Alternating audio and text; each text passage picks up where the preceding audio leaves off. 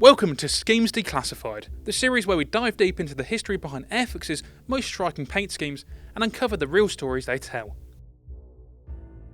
In this episode we're focusing on one of the Luftwaffe's most recognisable and versatile bombers, the Heinkel He-111 H-6. A wolf in sheep's clothing, this aircraft was as elegant as it was deadly, serving in every major theatre of the Second World War. We'll be looking at two fascinating schemes from Airfix's 1/72nd scale He-111 kit, both from 1942 but from completely different fronts. One battling the icy Arctic skies over Convoy PQ-17, the other striking from the sun-baked airfields of Greece. Perhaps the most dramatic missions carried out by the H-model Heinkel He-111s were the low-level torpedo attacks flown over the Arctic Ocean. These aircraft operating in northern Norway were modified to carry two air-launched LT F-5B torpedoes slung beneath their wings. In July 1942, the bombers took part in one of the most infamous actions of the war, the attack on Arctic Convoy PQ-17. Convoy PQ-17 had departed Iceland carrying 35 merchant ships filled with vital war supplies for the Soviet Union. Everything from tanks and aircraft to ammunition and fuel. The convoy was heavily protected by British and American warships, but the Germans knew that if they could destroy it at sea, they could severely weaken Soviet resistance. Once detected, the Luftwaffe launched its first assault. Flying just above the waves, Heinkel He-111s swept in under heavy anti-aircraft fire, releasing their torpedoes at point-blank range. 4 bombers were shot down, but their attack caused devastation among the convoy. Then came the confusion. Reports suggested that the German battleship Tirpitz had left port to intercept.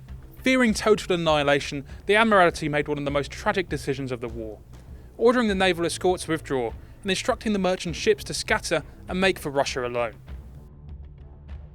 In the freezing waters of the Arctic, that order was effectively a death sentence.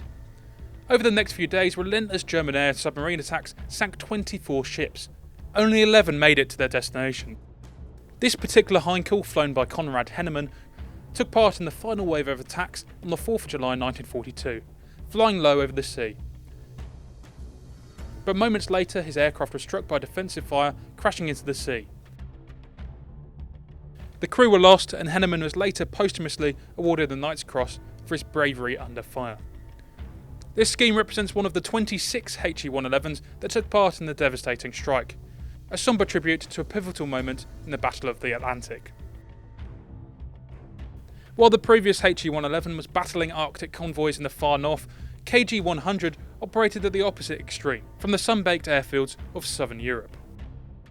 In April 1942, this Heinkel was stationed at Athens Kalamaki, from where they launched long-range bombing raids across the Mediterranean, striking Allied-hailed ports, supply convoys and airfields as far away as North Africa. The H-6 variant of the Heinkel no longer carried bombs internally, instead it used 2 heavy-duty hardpoints beneath the fuselage, capable of mounting torpedoes, mines or the massive SC-1000 Hermann bomb, a weapon so large it was named somewhat affectionately after Hermann Goering himself. These bombs were designed for sheer destructive force, capable of shattering docks, airfields and even warships with a single near miss. 6 He-111s joined a combined raid against a British-held airfield in Egypt. Their objective to disrupt Allied bombers' operations. As the formation made its attack run, the airfield's defences opened fire. One of the Heinkels, this aircraft, work number 4856, was hit, forcing it to crash into the desert near the target. All 4 crew members were killed, listed as missing in action. What makes this aircraft stand out are its non-standard markings. After arriving in Greece, crews repainted their aircraft for Mediterranean conditions.